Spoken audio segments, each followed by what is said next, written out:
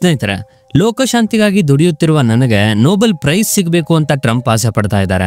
ಆದ್ರೆ ಅವರು ಶಾಂತಿ ಬಗ್ಗೆ ಮಾತಾಡೋದು ಬಿಟ್ಟು ಇಡೀ ಲೋಕಕ್ಕೆ ಟೆನ್ಷನ್ ಕೊಡ್ತಿದ್ದಾರೆ. ಹೌದು, ನೀವು ಕೇಳಿದ್ದು ನಿಜ.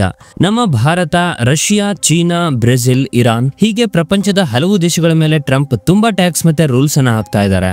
ಇತ್ತೀಚೆಗೆ ನನಗೆ ನೋಬೆಲ್ ಪ್ರೈಸ್ ಕೊಡಬೇಕು, ನಾನು ಯುದ್ಧಗಳನ್ನ ನಿಲ್ಲಿಸಿದ್ದೀನಿ ಅಂತ ಹೇಳಿದ್ದಾರೆ. ಬ್ರೆಜಿಲ್ ಮೇಲೂ ಟ್ಯಾಕ್ಸ್ ಬಾಣವನ್ನ ಬಿಟ್ಟಿದ್ದಾರೆ. ಅಷ್ಟೇ ಅಲ್ಲ, ಅಮೆರಿಕ ಫಸ್ಟ್ ಅಂತ ಹೇಳಿ ಅಮೆರಿಕದ ಜನರಿಗೆ ಮುಖ್ಯವಾದ ಭಾರತದ ಮೆಡಿಸಿನ್ ಮೇಲೆ 200% ಟ್ಯಾಕ್ಸ್ ಹಾಕೋ ಚಾನ್ಸ್ ಇದೆ ಅಂತ ಟ್ರಂಪ್ ಎಚ್ಚರಿಕೆ ಕೊಟ್ಟಿದ್ದಾರೆ. ಈ ಬಗ್ಗೆ ಪೂರ್ತಿ ಮಾಹಿತಿ ಏನು ಅಂತ ಈ ವಿಡಿಯೋದಲ್ಲಿ ಡೀಟೇಲ್ ಆಗಿ ತಿಳಿಯೋಣ. ದಯವಿಟ್ಟು ವಿಡಿಯೋನ ಲೈಕ್ ಮಾಡಿ ಮತ್ತೆ ಚಾನೆಲ್ ಅನ್ನ ಸಬ್ಸ್ಕ್ರೈಬ್ ಮಾಡ್ಕೊಳ್ಳಿ. ವಾಸ್ತವಕ್ಕೆ ಬಂದ್ರೆ ಟ್ರಂಪ್ ಏನ್ ಮಾಡ್ತಾರೆ, ಯಾವಾಗ ಏನ್ ಡಿಸಿಷನ್ ತಗೊಳ್ತಾರೆ ಅಂತ ಯಾರಿಗೂ ಗೊತ್ತಿಲ್ಲ. ಕೆಲವೊಮ್ಮೆ ಅವರ ಡಿಸಿಷನ್ಗಳು ಸ್ವತಃ ಲಾಭ ಅಥವಾ ಸೇಡು ತೀರಿಸಿಕೊಳ್ಳೋಕೆ ಮಾಡ್ತಾ ಇದ್ದಾಗ ಕಾಣುತ್ತೆ. ಇತ್ತೀಚೆಗೆ ಕಾಪರ್ ಮೇಲೆ ಅವರು 50% ಟ್ಯಾಕ್ಸ್ ಹಾಕಿದ್ದಾರೆ. ಅದು ಆಗಸ್ಟ್ 1ರಿಂದ ಸ್ಟಾರ್ಟ್ ಆಗುತ್ತೆ. ಇದು ದೇಶದ ಸೆಕ್ಯೂರಿಟಿಗಾಗಿ ಅಂತ ಹೇಳಿದ್ದಾರೆ. ತಾಮ್ರದ ಇಂಡಸ್ಟ್ರಿ ಇನ್ನೂ ಚೆನ್ನಾಗಿ ಆಗೋದಕ್ಕೆ ಇದು ಮುಖ್ಯ ಅಂತ ಹೇಳಿದ್ದಾರೆ. ಆದ್ರೆ ಇಂಡಸ್ಟ್ರಿ ಬೆಳಿಬೇಕಾದ್ರೆ ಇಂಪೋರ್ಟ್ ಕಡಿಮೆ ಮಾಡಬೇಕು. ಹೀಗೆ ಟ್ಯಾಕ್ಸ್ ಹಾಕೋದು ಯಾಕೆ? ಇದರ ಹಿಂದೆ ಬೇರೆ ಏನಾದ್ರೂ ಇಂಟೆನ್ಷನ್ ಇದೆಯಾ?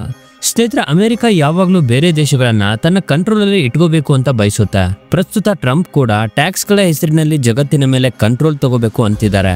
ಯಾಕಂದ್ರೆ ಭಾರತ ವಿಶ್ವಗುರುವಾಗಿ ಚೀನಾ ಅಮೆರಿಕಕ್ಕೆ ಕಾಂಪಿಟೇಷನ್ ಆಗಿ ಬೆಳೆಯುತ್ತಿದೆ.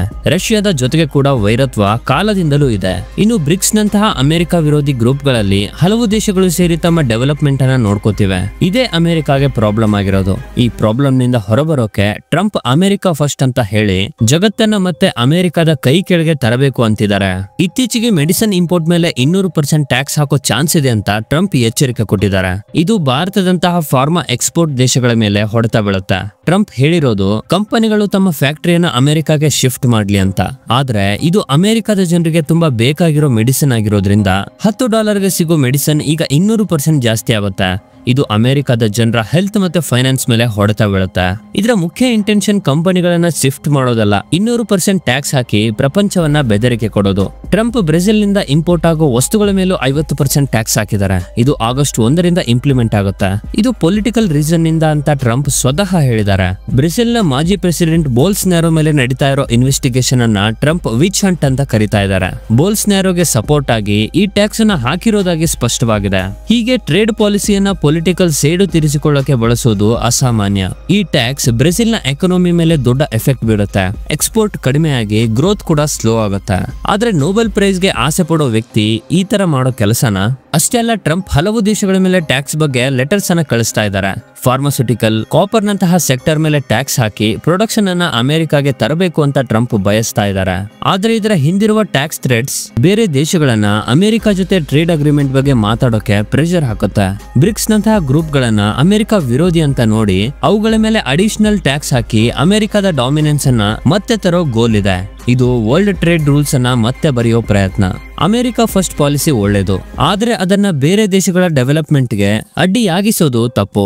ಇಂತಹ ಕಂಡೀಷನ್ ಅಲ್ಲಿ ಭಾರತಕ್ಕೆ ಅಮೆರಿಕ ದೊಡ್ಡ ಮಾರ್ಕೆಟ್ ಆಗಿದ್ರು ಟ್ಯಾಕ್ಸ್ ಗಳ ಎಫೆಕ್ಟ್ ಕಡಿಮೆ ಮಾಡೋಕೆ ಯುರೋಪ್, ಆಫ್ರಿಕಾ, ಏಷ್ಯಾ, ಲ್ಯಾಟಿನ್ ಅಮೆರಿಕಾದಂತಹ ದೇಶಗಳಲ್ಲಿ ತನ್ನ ಎಕ್ಸ್ಪೋರ್ಟ್ ಮಾರ್ಕೆಟ್ ಅನ್ನ ಸ್ಟ್ರಾಂಗ್ ಮಾಡ್ಕೋಬೇಕು.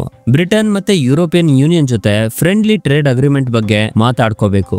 ಬ್ರಿಕ್ಸ್ ಗ್ರೂಪ್ ನಲ್ಲಿ ಭಾರತ ಕೀ ಮೆಂಬರ್. ಈ ಗ್ರೂಪ್ ನ ದೇಶಗಳ ಜೊತೆಗೆ ಟ್ರೇಡ್ ಇನ್ನಷ್ಟು ಇನ್ಕ್ರೀಸ್ ಮಾಡ್ಕೋಬೇಕು. PLA ಸ್ಕೀಮ್ ಗಳನ್ನ ವಿಸ್ತರಿಸಿ ಡೊಮೆಸ್ಟಿಕ್ ಮ್ಯಾನುಫ್ಯಾಕ್ಚರಿಂಗ್ ಅನ್ನ ಹೆಚ್ಚಿಸಬೇಕು. ಅಮೆರಿಕದ ಜೊತೆ ಮಾತುಕತೆಗಳು ಫಲ ಕೊಡದಿದ್ರೆ WTOಗೆ ಕಂಪ್ಲೇಂಟ್ ಮಾಡಬೇಕು. ಟ್ರಂಪ್ ಪಾಲಿಸಿಗಳು ವರ್ಲ್ಡ್ ಟ್ರೇಡ್ ಬಗ್ಗೆ ಚಾಲೆಂಜ್ ಆಗಿದ್ರು ಭಾರತವು ಸ್ಮಾರ್ಟ್ ಸ್ಟ್ರಾಟಜಿನೊಂದಿಗೆ ಈ ಚಾಲೆಂಜ್ ಅನ್ನ ಓವರ್ಕಮ್ ಮಾಡಿ ತನ್ನ ಎಕಾನಮಿಯನ್ನ ಗ್ರೋ ಮಾಡಿಕೊಡೋದು ತುಂಬಾನೇ ಮುಖ್ಯ. ಸ್ನೇಹಿತರೆ, ಅಮೆರಿಕದ ಪಾಲಿಸಿ ಮತ್ತು ಟ್ರಂಪ್ ಗಳ ಟ್ಯಾಕ್ಸ್ ಬಗ್ಗೆ ನಿಮಗೆ ಏನ್ ಅನಿಸುತ್ತೆ? ದಯವಿಟ್ಟು ನಿಮ್ಮ ಕಮೆಂಟ್ ಅನ್ನ ಕಮೆಂಟ್ ಬಾಕ್ಸ್ ಅಲ್ಲಿ ತಿಳಿಸಿ. ಈ ವಿಡಿಯೋ ಇಷ್ಟ ಆಗಿದ್ರೆ ಲೈಕ್ ಮಾಡಿ, ಜೊತೆಗೆ ನಮ್ಮ ಚಾನೆಲ್ ಅನ್ನ ಸಬ್ಸ್ಕ್ರೈಬ್ ಮಾಡಿ.